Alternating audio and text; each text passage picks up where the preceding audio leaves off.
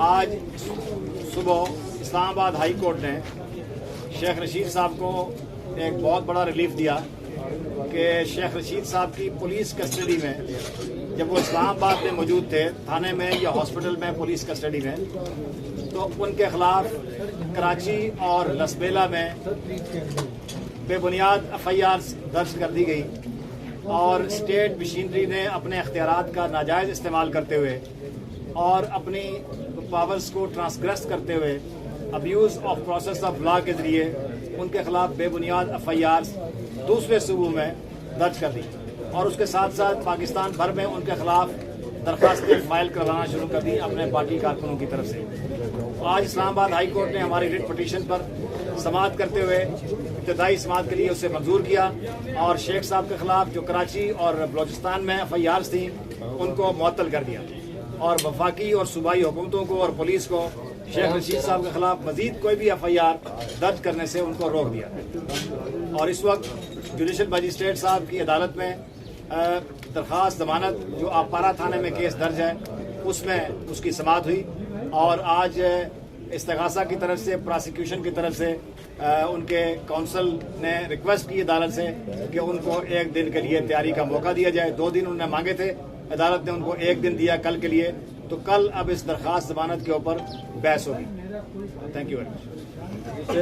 اچھا سر, ابھی آپ نے عدالت میں بھی کہا کہ ہمیں ملنے کی پرمیشن نہیں دی جا رہی ہے. جی, اس کے لیے ہم نے درخواست دی ہے عدالت کو کہ ہمیں جیل میں نہ ان کی فیملی کو ملاقات کی اجازت دی جا رہی ہے اور ان کے وکلاء کو بھی ملاقات کی اجازت نہیں دی جا رہی, کیونکہ یہ ان کا کانسٹیٹیوشنل رائٹ ہے آئین کے مطابق کہ ان کے وکلاء سے کہ ان کے پاس ایکسیس ہو, ان کے ساتھ ملاقات ہو تاکہ وہ ان سے قانونی امور میں مشاورت لے بھی سکیں اور ان کو انسٹرکشن جاری بھی کر سکیں. اسی طرح ان کی فیملی شیخ راشد شفیق صاحب اور ان کے دوسرے بھتیجے شیخ عاصم شفیق صاحب کی طرف سے بھی درخواست تھی کہ ان کو ملاقات کی اجازت دی جائے تاکہ وہ اس میں ان کے ساتھ ملاقات کر سکیں.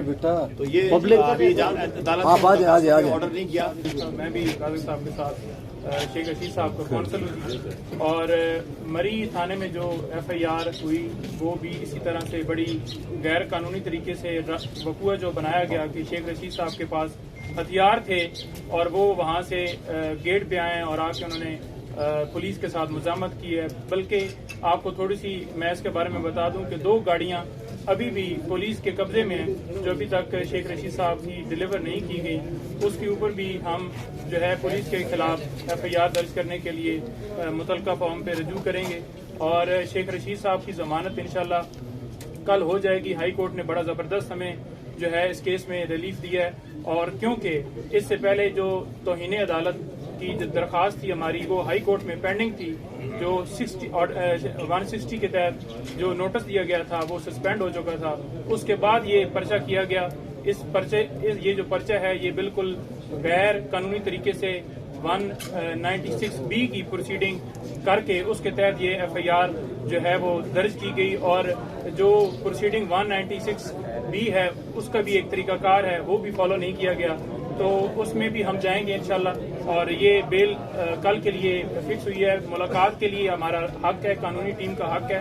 ہم نے اپلیکیشن دی, پہلے تھانے کے اندر بھی ملاقات نہیں کرنے دی جا رہی تھی تو وہاں پہ بھی ہم نے اس وقت اپلیکیشن دی اور عدالت نے مہربانی فرمائی اور ہمیں ملنے کی اجازت دی اور فیملی ملی ان سے. ان کے ساتھ یہاں پہ بھی سلوک جس طرح سے کیا گیا کہ ساری رات ان کو جگا کے ان کا واٹس ایپ جو ہے وہ کوڈ مانگا گیا اور پوچھا گیا کہ آپ کی ایفیلیشن کس پارٹی کے ساتھ ہے. اسی طرح کل رات جو ہمیں پتہ چلا ہے کہ ان کی طبیعت بہت زیادہ خراب ہے, ان کو ٹمپریچر ہے اور بخار جو ہے ان کو بہت زیادہ ہے. میڈیسن جو ہے ان کو پرووائڈ نہیں کرنے دی جا رہی. فیملی ان کی ملنا چاہتی ہے, وکلاء ان کے ملنا چاہتے ہیں. عدالت کو ہم پراپر اس کے اوپر اسسٹ کریں گے, قانونی طور پہ ان کے سامنے دفعات ہم پیش کریں گے کہ اس قانون کے تحت ہمیں جو ہے وہ ملنے کی اجازت دی جائے. باقی شیخ راجد بسم اللہ الرحمن الرحیم.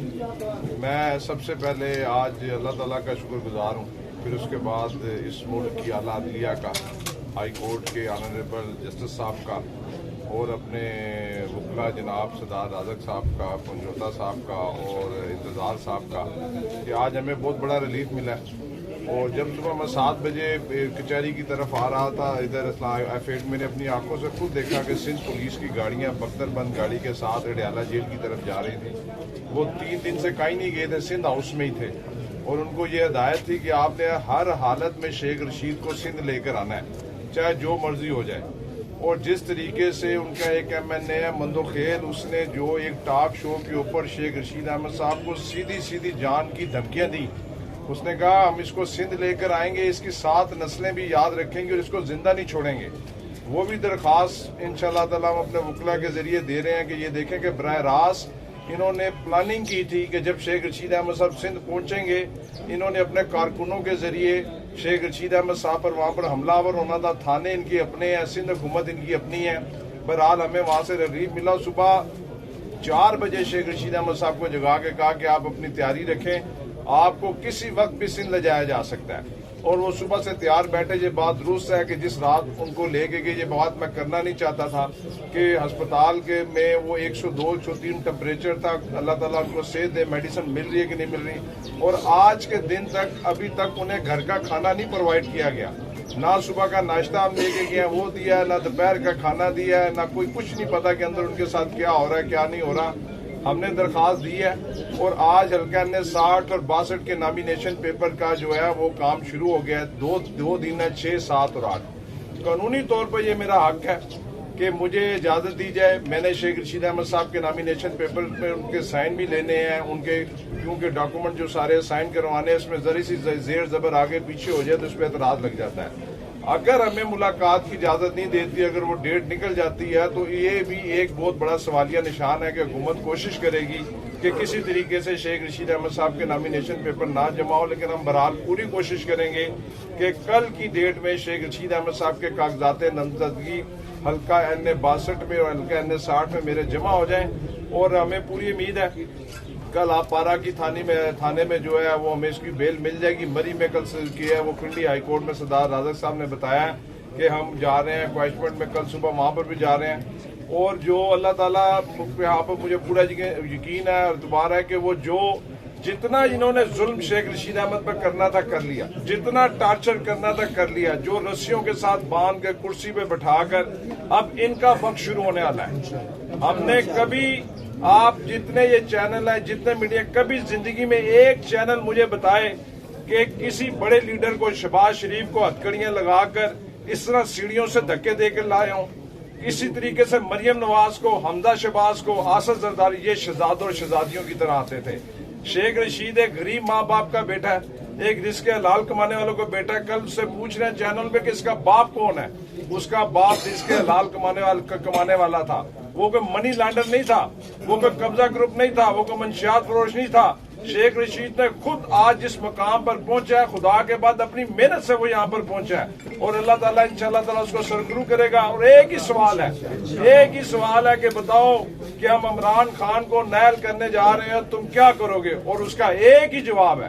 اس کو جتنی دفعہ کورٹ میں ان کو پیش کیا گیا انہوں نے کہا کہ میں خون کے آخری قطرے تک عمران خان کے ساتھ کھڑا ہوں, اور انشاءاللہ تعالیٰ سیسا پلائی ہوئی دیوار کی طرح عمران خان کے ساتھ کندھے کے ساتھ کندھا ملا کے اس کے ساتھ چلیں گے. اور اس ضمنی الیکشن میں دعوت دینا چاہتا ہوں آصف زرداری کو, بلاول بھٹو کو, شہباز شریف کو, رانا ثناء اللہ کو کہ آئیں اور حلقہ N 62 اور 60 میں شیخ رشید احمد کے مقابلے میں الیکشن لڑیں.